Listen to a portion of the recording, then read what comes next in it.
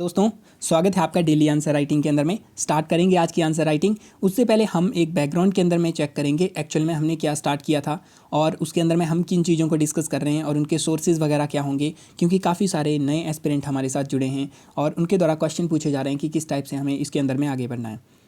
तो बेसिकली हमने answer writing तो पहले से स्टार्ट की थी, लेकिन 15 दिसंबर 2020 से हमने ये डिसाइड किया था कि हम सब्जेक्ट वाइज जाएंगे, सब्जेक्ट वाइज देखेंगे कि एक्चुअल में कौन कौन से टॉपिक के ऊपर में एक पर्टिकुलर टॉपिक लेंगे, उसके ऊपर क्वेश्चन देखेंगे। तो वो हमारा पैटर्न था, उसको हमने फॉलो करने की कोशिश की थी और वो हमने 15 दिसंबर से स्टार्ट किया था, जिसके अंदर में हमने इंडियन पॉलिटी का सेक्शन स्टार्ट किया था, जिसके अंदर काफ़ी सारे टॉपिक थे, जैसे इंडियन कॉन्स्टिट्यूशन, उसकी हिस्टोरिक अंडरपिनिंग, इवोल्यूशन, अमेंडमेंट। फिर हमने ये देखा इन टॉपिक को कैसे कवर किया जाता है और उसके बाद मैंने आपको इनके सोर्स बताए थे। तो अगर आपने स्टार्ट करना है इसको, जैसे अभी स्टार्ट कर रहे हो, तो ये हमारा 15 से स्टार्ट करो, आपके लिए ज़्यादा फ़ायदेमंद होगा। हर दिन के अनुसार इनको देख सकते हो आप क्वेश्चन वगैरह को। उसके बाद फंक्शन, रिस्पॉन्सिबिलिटी, उसके बाद separation of power, comparison constitution का, पार्लियामेंट, लेजिस्लेचर। तो इस टाइप से हमने मूव किया हुआ आगे पर्टिकुलर टॉपिक को पकड़ पकड़ के। वैसे ही हम अभी टॉपिक कवर कर रहे हैं और उसके बाद में फिर हम आगे भी इन टॉपिक को वैसे ही कवर करेंगे। तो आज जो हम स्टार्ट करेंगे वो हम 6 जैन 2021 से हम स्टार्ट करने जा रहे हैं और उसके अंदर में हमारा जो स्पेसिफिक टॉपिक होगा वो होगा issue and challenges pertaining to federal structure of Indian Constitution and devolution of power and finances to local level and challenges therein। तो क्वेश्चन क्या है? फेडरलिज्म एंड लोकल गवर्नमेंट, दो हमारे पास टॉपिक है, इनके ऊपर क्वेश्चन डिस्कस करेंगे। अब इनके बारे में लिखा हुआ है issue challenges pertaining to federal structure. उसके बारे में मैंने सिलेबस के बारे में भी आपको बताया, इसके अंदर कौन कौन से टॉपिक कवर करने हैं, लोकल गवर्नमेंट के अंदर कौन कौन से टॉपिक कवर करने हैं। अब हम स्पेसिफिक क्वेश्चन की तरफ आगे जा रहे हैं और फ्यूचर में हो सकता है कि मैं आपको इनकी इकट्ठी वीडियो भी प्रदान कर दूं, जैसे 10-12 दिन की इकट्ठी वीडियो बना के, या इसके अंदर में कुछ और क्वेश्चन ऐड करके। जैसे अभी तो हम 1 क्वेश्चन डिस्कस कर रहे हैं, लेकिन और ज़्यादा क्वेश्चन भी वो हो सकता है कि फ्यूचर के अंदर में वैसे प्रोवाइड करवाऊँ, ताकि आपके पास में क्वेश्चन बैंक बन जाए। एटलीस्ट आप 300 से 500 के करीब में आपके पास में क्वेश्चन का बैंक है। उसके बाद में आपको ज़्यादा टेस्ट सीरीज़ के ऊपर फोकस करने की आवश्यकता नहीं है। आप लगा सकते हो एक आधी टेस्ट सीरीज़, लेकिन हमने काफ़ी सारे क्वेश्चन कवर किए गए होंगे, जिससे आपको एक आइडिया लग जाएगा। आज हमारी है 6 जनवरी 2021 और आज हम स्टार्ट कर रहे हैं हमारा issue pertaining to federal structure. तो उसके अंदर में हमारा जो क्वेश्चन होगा वो क्वेश्चन आ रहा है, the constitution of India makes the centre stronger than states and provide a quasi federal polity discuss. अब ये क्वेश्चन कंप्लीट तरीके से अगर आपको समझ आएगा तो ये क्वेश्चन हमारा आ रहा है लक्ष्मीकांत से।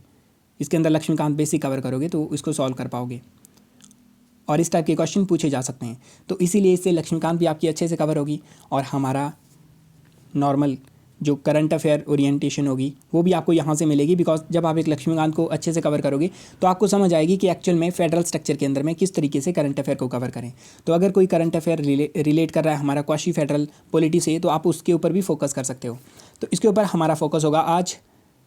तो स्टार्ट करते हैं। सबसे पहले क्या अप्रोच होगी उसकी? अप्रोच के अंदर में फर्स्ट इंट्रोडक्शन जैसे मैंने बोला है, सेकंड पेपर के अंदर में जो इंट्रोडक्शन होगी वो इजी होता है लिखना। इजी ऐसा नहीं होता कि मतलब ज़्यादा इजी होता है लिखना, बट इजी इस तरीके से कि आपको एक्चुअल में सिर्फ कॉन्स्टिट्यूशन के प्रोविज़न याद करने हैं कि हाँ ये कौन से प्रोविज़न से रिलेट कर रहा है, तो वो इजी होता है। अदरवाइज दूसरे क्वेश्चन में थोड़ा सोचना पड़ता है एक्चुअल में कैसे स्टार्ट करें, लेकिन इसके अंदर में आपको कॉन्स्टिट्यूशन के जस्ट प्रोविज़न स्टार्ट करने हैं।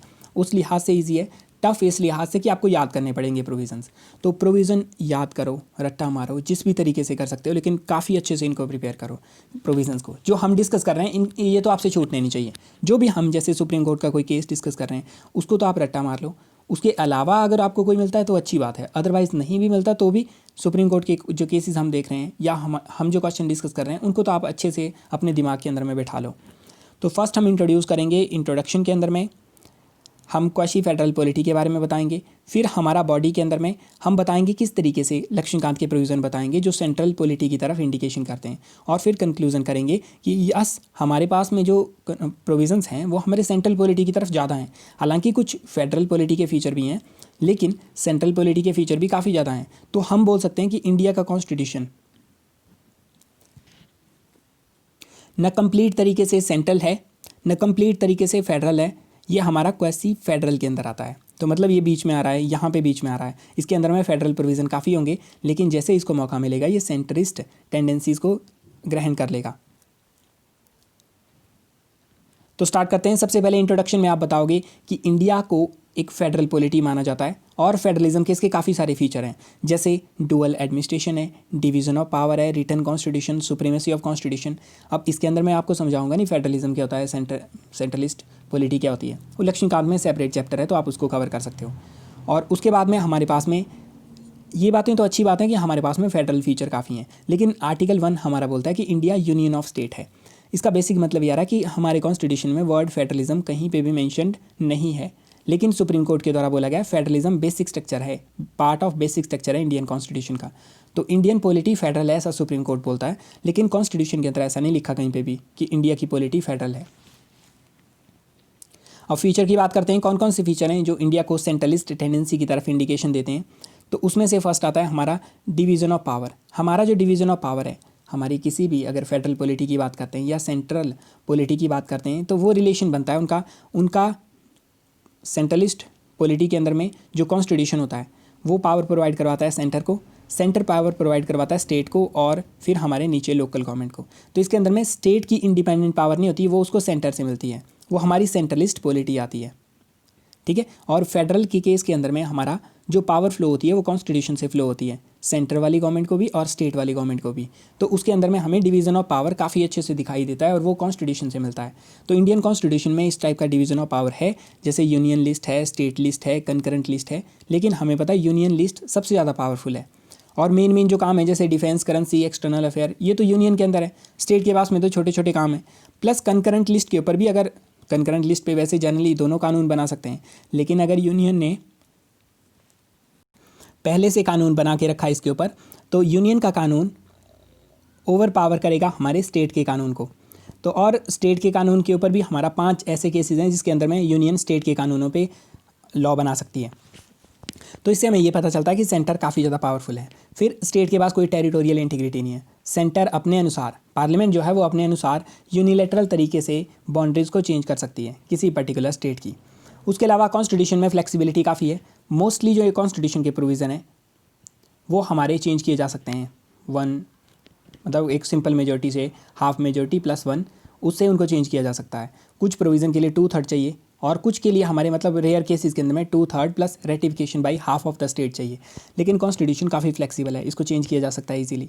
उसके बाद इमरजेंसी प्रोविज़न है इंडियन कॉन्स्टिट्यूशन में, जो कि हमारी पॉलिटी को और ज़्यादा सेंट्रलिस्ट बनाते हैं। इमरजेंसी अगर जैसे नेशनल इमरजेंसी अगर लगाई जाती है तो हमारी स्टेट की पावर को सब्ज्यूम कर लिया जाता है सेंटर के द्वारा, और सेंटर उनको एक्सरसाइज कर सकता है। In case of financial emergency भी सेंटर प्रेसिडेंट रूल लगा सकता है। तो ये कुछ प्रोविज़न है जो कि हमारे सिंपल तरीके से लिखे हुए हैं लक्ष्मीकांत में, आप उनको डायरेक्टली वहाँ से कॉपी कर सकते हो। और उसके बाद अपॉइंटमेंट ऑफ गवर्नर है, तो गवर्नर की अपॉइंटमेंट भी सेंटर करता है और वो सेंटर के एजेंट के तौर के ऊपर काम करता है, ठीक है। और उसके बाद गवर्नर के पास हमें पता है कि गवर्नर कुछ बिल को रिजर्व भी कर सकता है प्रेसिडेंट के लिए, तो मतलब उसके पास और ज़्यादा पावर आ रही है। फिर हमारा कॉन्स्टिट्यूशन ऑफिस जो हैं काफ़ी सारे वो इंटीग्रेटेड है, जैसे इलेक्शन कमीशन सेंटर के भी इलेक्शन करवाता है और स्टेट के भी इलेक्शन करवाता है। CAG इंटीग्रेटेड ऑडिट मशीनरी है, जो कि हमारे सेंटर के और स्टेट दोनों की जो भी उनका लेखा जोखा है, जितने पैसे आ रहे हैं जा रहे हैं, उनको ऑडिट करने का काम करती है। उसके अलावा भी काफ़ी फीचर हैं लक्ष्मीकांत में लिखे हुए, सिंगल सिटीजनशिप है, इंटीग्रेटेड जुडिशरी है, ऑल इंडिया सर्विस है। ये सारे इंडिकेट करते हैं कि इंडिया की पॉलिटी हमारी सेंट्रलिस्ट टेंडेंसी की तरफ ज़्यादा आगे जा रही है। तो फेडरलिज्म इंडिया नाम का फेडरल बोला जा रहा है, लेकिन उतना ज़्यादा फेडरल नहीं है इंडिया, लेकिन कुछ चीज़ें इंडिया में फेडरल हैं। प्लस सुप्रीम कोर्ट के द्वारा हमारे Kuldeep Nair union of India case, ये 1996 के करीब का केस है, उसके अंदर में इनके द्वारा 1996 नहीं, ये हमारा आई थिंक 2006-7 का केस है।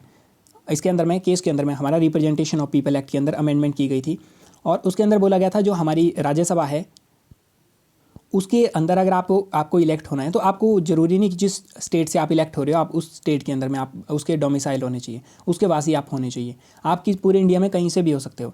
तो इसको चैलेंज किया गया था कि ये वाला जो प्रोविज़न है कि आप किसी भी पर्सन को अलाउ कर रहे हो राज्यसभा के अंदर में कंटेस्ट करने के लिए, ये उस पर्टिकुलर स्टेट के अगेंस्ट आ रहा है, और इनके द्वारा क्लेम किया गया ये फेडरलिज्म के अगेंस्ट है। तो सुप्रीम कोर्ट ने बोला कि ये कोई फेडरलिज्म के अगेंस्ट नहीं है। हालांकि हम मानते हैं कि फेडरलिज्म